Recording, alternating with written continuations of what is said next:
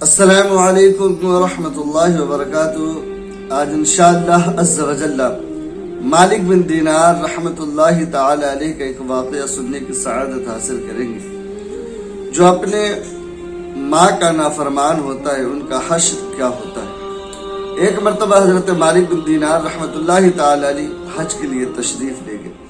اس سال بھیڑ بہت تھی، تو اللہ تبارک و تعالیٰ کی بارگاہ میں حضرت مالک بن دینار عرض کرتے، یا پاک پروردگار، کیا اس سال سب کا حج قبول ہو گیا؟ تو حضرت مالک بن دینار کو خواب آتا ہے کہ سب کا حج تو قبول ہو گیا، لیکن ایک شخص ہے جو بلخ کا رہنے والا ہے، ان کا حج قبول نہ ہو۔ ان کا نام محمد ہارون بلخی ہے، ان کا حج قبول نہ ہو۔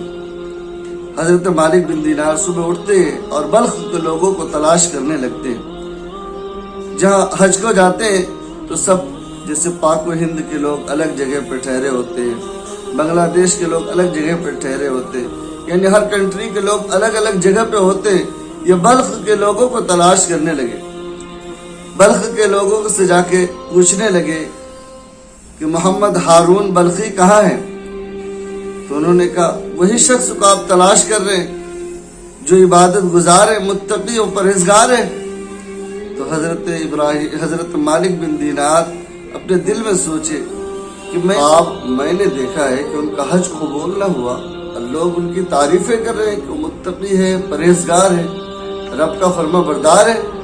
ان کا پتہ بتاؤ کہاں ملیں گے؟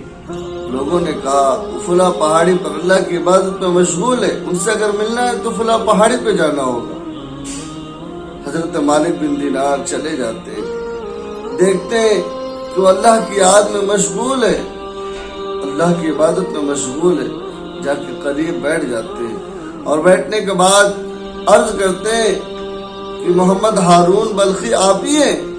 تو انہوں نے کہا کیا آپ مالک بن دینار ہیں؟ تو انہوں نے تعجب سے انہیں دیکھنے لگا اور کہنے لگے کیا مجھے آپ کا نام کیسے معلوم؟ آپ کو میرا نام کیسے معلوم؟ تو انہوں نے کہا کیا آپ کو خواب آئی کہ میرا حج قبول نہ ہوا؟ تو انہوں نے کہا آپ کو یہ کیسے معلوم کہ میرا نام بھی معلوم ہے اور میرا حج قبول نہ ہوا، ان کے بارے میں معلوم ہے؟ تو انہوں نے کہا کہ ماجرا کیا ہے مجھے بتاؤ۔ تو وہ شخص روتے ہوئے کہنے لگے کہ میرا آج 24واں حج ہے، اور رب تبارک و تعالیٰ کے کوئی نہ کوئی ایسے ولی ملتے ہیں جو آخری وقت حج کا ہوتا ہے، جب حج وداع کا وقت آتا ہے تو مجھے آ کر خبر دیتے ہیں کہ آپ کا حج قبول نہ ہوا، آپ واپس چلے جاؤ۔ تو میں اسی طرح 24 حج کر چکا ہوں، لیکن رب کی بارگاہ میں ایک بھی قبول نہ ہوا۔ تو انہوں نے کہا ماجرا تو بتاؤ کیا معاملہ ہے؟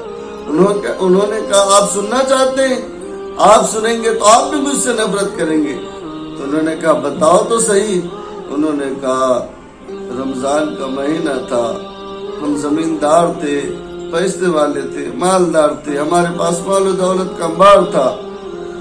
میری ماں رمضان کے مہینے میں عصر اور مغرب کے درمیان تندور میں روٹی ڈال رہی تھی، روٹیاں بنا رہی تھی۔ اسی دوران میں شراب کے نشے میں آیا اور ماں سے کہنے لگا ماں مجھے روٹی دو۔ تو ماں کہنے لگی بیٹا شرم تو کر، تو روزہ نہیں رکھا لیکن روزے داروں کا خیال تو کر، یہ رمضان کا پاک مہینہ چل رہا ہے اور تم شراب کے نشے میں ہو۔ اتنا سننا تھا کہ ماں کے منہ میں ایک تھپڑ مارا۔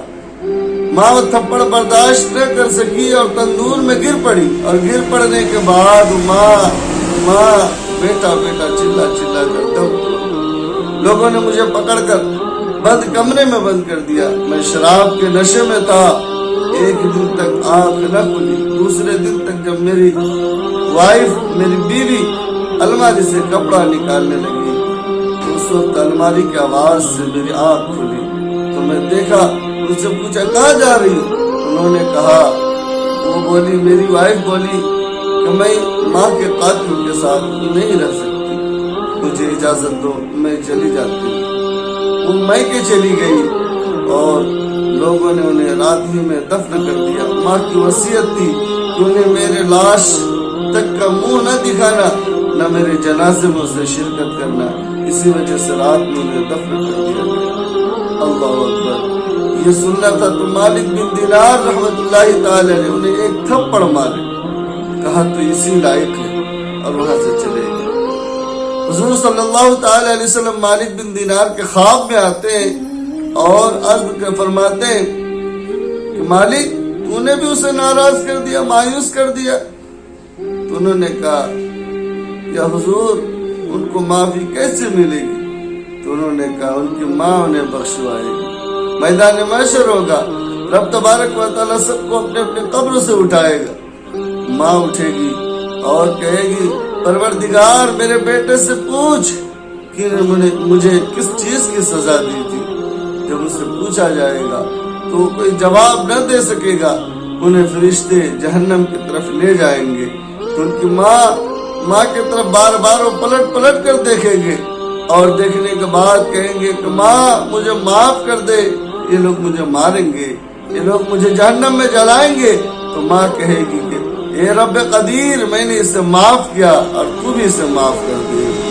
رب تبارک و تعالیٰ کا پھر حکم ہوگا کہ ان دونوں ماں اور بیٹے کو جنت میں بھیج دیا جائے۔ تو پیارے ناظرین، اس سے کیا پتہ چلتا ہے کہ اگر ماں ناراض ہو جائے تو پھر رب ناراض ہو جاتا ہے، ماں ناراض ہو جائے، حضور ناراض ہو جاتے ہیں۔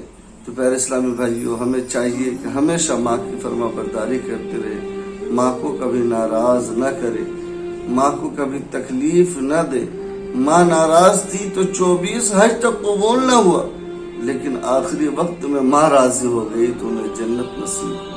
صلو علی الحبیب صلی اللہ تعالی علیہ وسلم۔